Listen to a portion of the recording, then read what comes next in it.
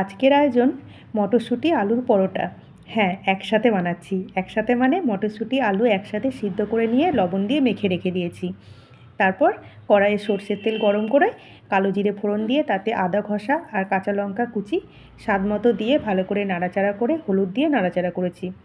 একটু সময় ধরে নেড়ে নিয়ে তারপরে ওই যে মটরশুঁটির যে মাখাটা রেখেছিলাম ওটাকে দিয়ে একটু সময় ধরে নাড়তে হবে যতক্ষণ না ওই মাখাটা একটু শুকনো শুকনো হয়ে যায়। যেহেতু পুর ভরবো তাই শুকনো না হলে তো হবে না, কারণ তাহলে পুরটা বেরিয়ে যাবে। আর এদিকে চলুন তাহলে ময়দাটা মেখে নিই। পুর আমার রেডি হয়ে গেছে। তো ময়দাটাও আমি অল্প কালো জিরে লবণ দিয়ে আর সাদা তেল দিয়ে ভালো করে মেখে নিয়েছি। তারপর আস্তে আস্তে ওই যে পুরটাকেও অতক্ষণে ঠান্ডা হয়ে গেছে, আমি আটাটা আর ময়দাটা একসাথে মিশিয়ে মেখেছি। শুধু ময়দা দিয়ে আমি করিনি, দিয়েছি এক বাটি আটাও। তার সাথে ভালো করে মেখে নিয়ে ওটাকে রেস্টে রেখে দিয়েছিলাম আধ ঘন্টা মতো। আর এই আধ ঘন্টাতে আমার মটরশুঁটির পুরটাও ঠান্ডা হয়ে গেছে। তো কিছুক্ষণ পরে আমি আবার চলে এসেছি। ওই যে লেচিগুলো কেটে নিয়েছি, লেচিগুলো কেটে নেওয়ার পরে আমি আস্তে আস্তে পুর ভরে বানিয়ে নিয়েছি।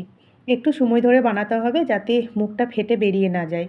তো ভিডিওটা এখানে খুব স্পিডে বানিয়েছি, কিন্তু সত্যিই আমার একটু দেরি হয়েছিল বানাতে।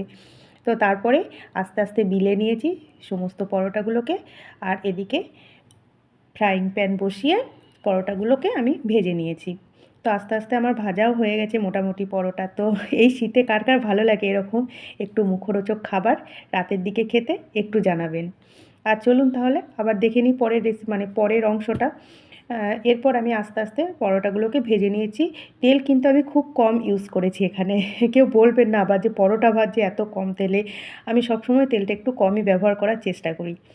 তো এরকমভাবে আমার পরোটাগুলো আস্তে আস্তে ভাজা হয়ে গেছে। পরোটাগুলো কিন্তু খুব সুন্দর ফুলে গেছিলো। ব্যাস আমার পরোটা ভাজা রেডি। আস্তে আস্তে আমি সমস্ত পরোটা ভেজে নিয়েছি। এবার পরোটার কালারটাও কিন্তু দেখতে খুব সুন্দর হয়েছে। আর ভিতরটাও যাতে কাঁচা না থাকে তাই একটু সময় নিয়ে ভাজতে হবে, কারণ অনেকটা মোটা করে আমি পুর দিয়েছিলাম পরোটার মধ্যে। তো এইভাবে আমি আস্তে আস্তে পরোটাগুলো ভেজে নিয়েছি।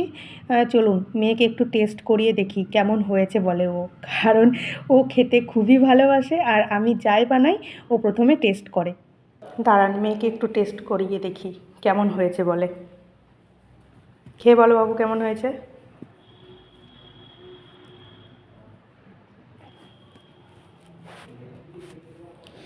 ভালো হয়েছে মা। Thank you. মেয়ে কিন্তু বলে দিয়েছে খুব টেস্ট হয়েছে। এবার আমি নিয়ে বসে পড়েছি।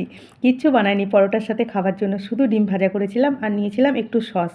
তো রাতের খাবারে এটুকুই। গুড নাইট বন্ধুরা, সবাই ভালো থাকবেন।